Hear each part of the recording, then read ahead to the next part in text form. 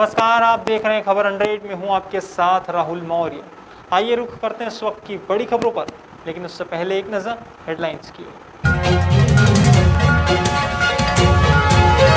मध्य प्रदेश में junior doctors हड़ताल पर अड़े, इलाज के अभाव में मरीज हो रहे परेशान, मरीजों के ऊपर मंडरा रहा मौत का खतरा।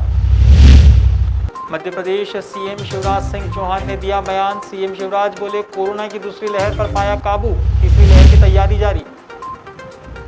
भोपाल में कांग्रेसियों ने चलाई साइकिल, कोरोना कर्फ्यू अनलॉक की गाइडलाइन जलाई, महंगाई और गाइडलाइन का किया विरोध। एक तरफ मध्य प्रदेश के जूनियर डॉक्टर्स हड़ताल पर अड़े हुए हैं, वहीं दूसरी तरफ प्रदेश भर के सरकारी अस्पतालों में इलाज करा रहे मरीजों के ऊपर मौत का खतरा मंडरा रहा है। कोरोना महामारी के चलते भोपाल के हमीदिया अस्पताल सहित प्रदेश भर के सरकारी अस्पतालों में व्यवस्थाएं काफ़ी प्रभावित हो रही है। अब मरीजों के परिजन चिंता में हैं कि कहीं उनके मरीज इलाज के अभाव में बेमौत न मर जाए।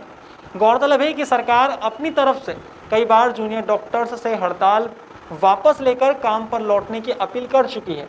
जूनियर डॉक्टरों की मांगे मानने का भी आश्वासन सरकार की तरफ से दिया जा चुका है। ऐसे में अब देखना होगा कि जूनियर डॉक्टर्स क्या फैसला लेते हैं।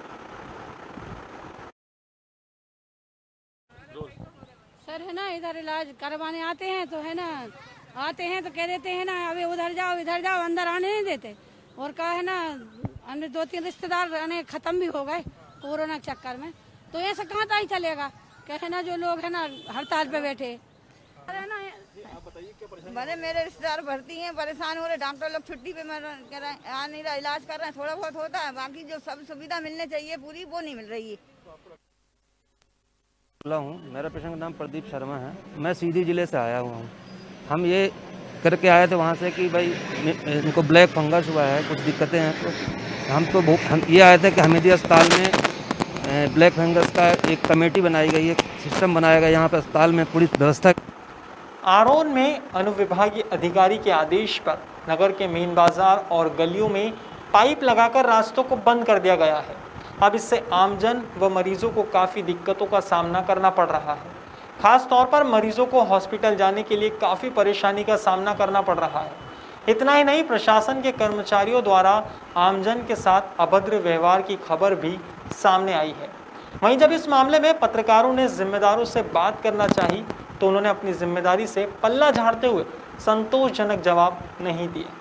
अब इस मुश्किल दौर में ज़रूरत है कि जिम्मेदार लोग आमजन की समस्या को समझें और उनकी मदद करें।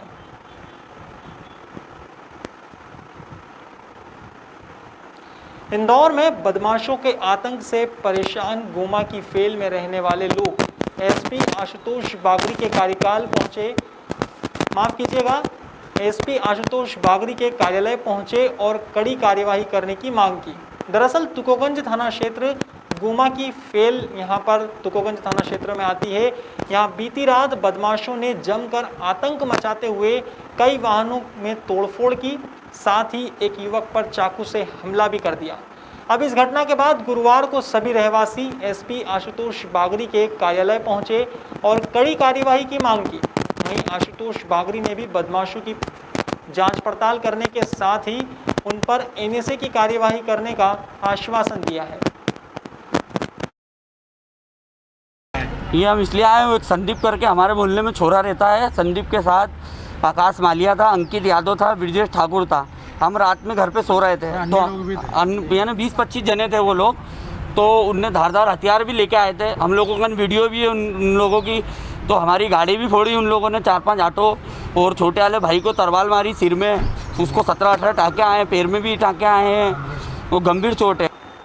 इंदौर के लसूड़िया थाना क्षेत्र से चाकूबाजी का मामला सामने आया है। यहाँ लसूड़िया इलाके में बेखौफ बदमाशों ने एक नाबालिग लड़के का अपहरण कर उसके साथ जमकर मारपीट की और चाकू मारकर उसे घायल कर दिया। पुलिस की माने तो पीड़ित के भाई की हत्या कुछ समय पहले हुई थी और उक्त नाबालिग लड़का इस मामले का गवाह है। ऐसे में आरोपी लगातार दबाव बना रहे थे कि वह इस मामले में गवाही ना दें। इसी बीच उन्होंने पहले तो लड़के का अपहरण किया और उसके बाद उसे चाकू मारे। अब पुलिस ने इस मामले में फरियादी प्रकाश रघुवंशी की शिकायत पर आरोपियों पर केस दर्ज किया है और सभी आरोपियों की तलाश शुरू की है। इसमें ये पता चला था कि उसकी एक भाई जो है, उसका भाई की हत्या हुई थी और उसमें वो गवाह था और उसको ले जाकर के उसके साथ मारपीट की गई उसमें और चाकू उसके जांघ में मारा। इसको लेकर के लसूड़िया थाने में मुकदमा कायम है और उस पर जो है पुलिस ऑलरेडी अपना काम कर रही है और बहुत जल्दी आरोपियों को गिरफ्तार कर लिया है। गुरुवार को मध्य प्रदेश के मुख्यमंत्री शिवराज सिंह चौहान ने अपने बयान में कहा कि मध्य प्रदेश में कोरोना संक्रमण की दूसरी लहर पर नियंत्रण पा लिया गया है, लेकिन तीसरी लहर आने की आशंका जताई जा रही है। वहीं तीसरी लहर का ज़्यादा असर बच्चों पर होगा। इस आशंका को देखते हुए बच्चों के अलग अलग स्तर पर विशेष वार्ड बनाने का फैसला लिया गया है।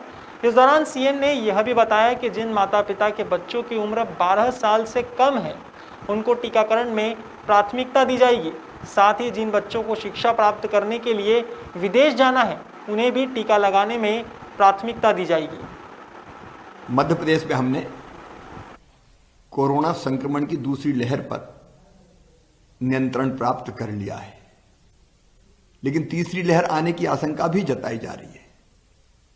हमने तीसरी लहर के मुकाबले के लिए तैयारियां प्रारंभ कर दी है। अब यह भी आशंका व्यक्त की जा रही है कि तीसरी लहर का ज्यादा असर बच्चों पर होगा।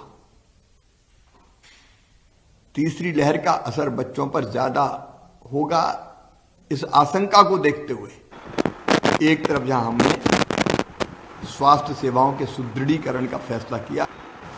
देश में बेतहाशा बढ़ती महंगाई और दुकानदारों को कोरोना कर्फ्यू में छूट न मिलने के विरोध में कांग्रेस ने साइकिल चलाकर प्रदर्शन किया।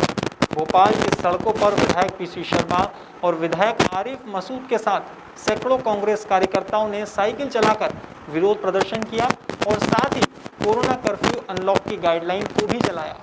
विधायक पीसी शर्मा ने कहा कि अब साइकिल के अच्छे दिन आने वाले हैं, क्योंकि पेट्रोल डीजल के भाव आसमान छू रहे हैं। इसी बीच विधायक आरिफ मसूद ने कहा कि क्राइसिस मैनेजमेंट कमेटी ने जो गाइडलाइन जारी की थी, उसके ऊपर सरकार की अलग गाइडलाइन लागू कर दी गई है। ऐसे में गरीबों को काम धंधा नहीं करने दिया जा रहा है, लेकिन बिजली पानी के भारी भरकम बिल जरूर दिए जा रहे हैं।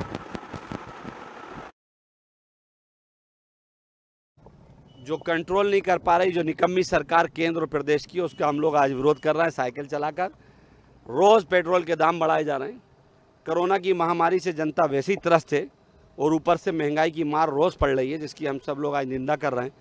और अभी हम लोगों ने एक आदेश की प्रतियां जलाई हैं। वो इस आदेश की प्रतियां जलाई हैं कि दोहरा आदेश है।